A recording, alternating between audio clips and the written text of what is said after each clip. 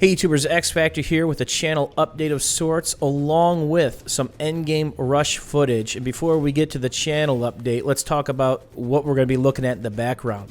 Endgame is pretty tough on attackers and it's really dependent on armor and air doing rather well.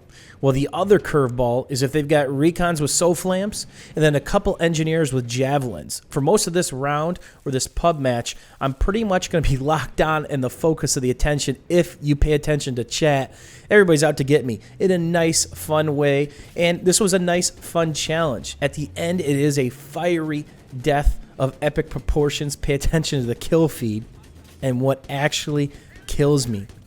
I'm not going to give away any more spoilers.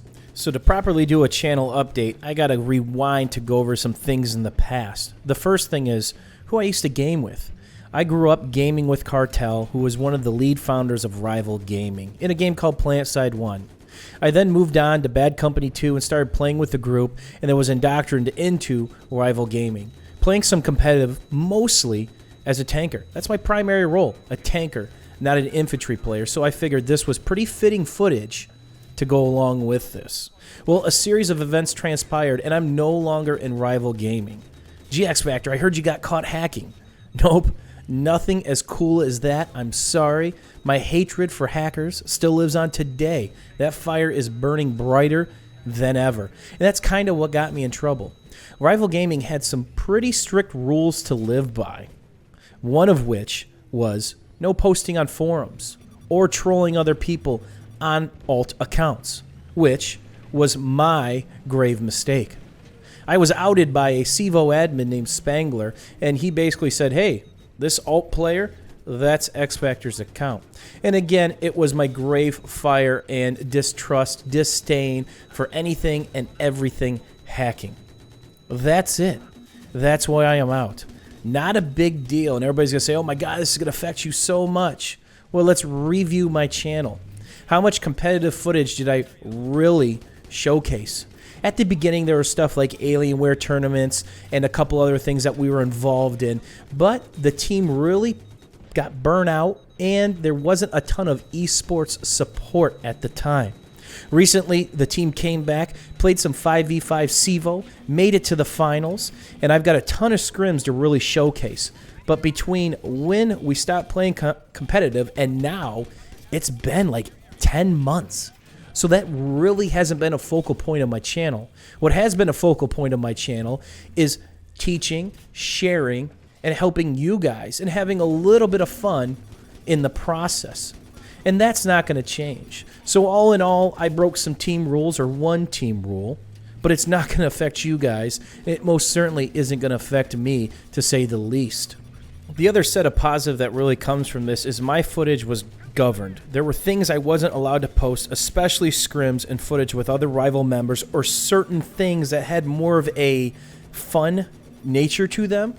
In the past, there's a couple ideas that quickly got knocked off my channel by the team rules. I don't have to worry about that.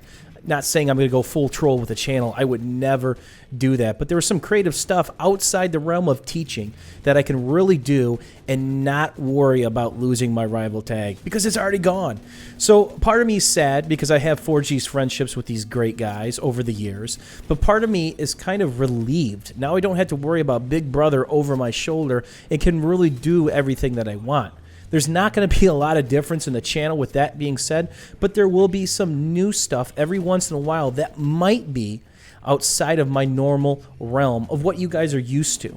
So do me a favor, don't start getting out the pitchforks on the rivaL guys. It's their rules I lived by and I signed up to play for. I pretty much knew going in what I was up for. It's just my burning passion for hackers that pretty much got me in trouble. So you're going to say, well, what are these posts? They're gone. Yep, that forum got nuked. They're no longer gone. They're no longer there. But it was basically this. If you had a PB ban linked account or CSGO ban linked account, you're a scrub. And that's it. I don't believe there's a place in competitive for anybody who's cheated within the last couple years. There's a mentality that goes with that saying, hey, I don't want to put in the hard work. I want the easy way out, and I'm not a real man, so let's download this talent and start playing competitive. Most teams in the Battlefield world on the competitive scene do background checks on players. They don't just roster somebody up after 1 or 2 days. They actually check the player out to make sure they're legit and have a clean background. And kudos to you guys and your teams. You're keeping the integrity of what this is supposed to be in check. They run GUID numbers and try to find linked accounts via IP in previous games and titles they might have played in. But other teams, they don't seem to care. Got a current PB Band account? No problem. Come on aboard. We're always recruiting. Another thing a lot of people in my community may or may not know about is the constant influx and change on rosters. Very few people are on the same competitive team that they started Battlefield with. There's a constant influx. Many people are on their second, third, fourth, fifth, or sixth competitive-based team. Is there anything wrong with that? Absolutely not. Teams fall apart, people don't get along, attitudes, egos, schedules, real life, you name it, but it happens. This is really commonplace. And for me to be on only one team over the case of the last couple years or course, I consider myself pretty lucky. As you guys can tell, during this entire round, there's javelins, SOFLAMs, EOD bots, attack choppers, tanks, everything has been thrown at me, including, I think at one time, a kitchen sink, which hit me for 25 damage in the front. I think I'm going to make a video on how OP those are. But a shout out to some of my teammates. Number 1, my gunner who stayed on his toes. Number 2, some of the random engineers who came out of the way, risked their life just to repair me and help keep me up. We tried several different pushes only to get overwhelmed by engineers and SOFLAM and javelin spam. So kudos to the other team for grabbing the appropriate equipment and keeping my team at bay. I don't think it was a lack of trying on my team at all. Sure, we had a couple extra snipers who were really being quote-unquote helpful, but for the most part, it was the other team who really sucked it up, grabbed the engineer kits, EOD bots, and went to town. And I don't know how, but a mortar actually killed me. So, thanks for watching, and as always, I appreciate all your guys' feedback and support, and we'll see you soon.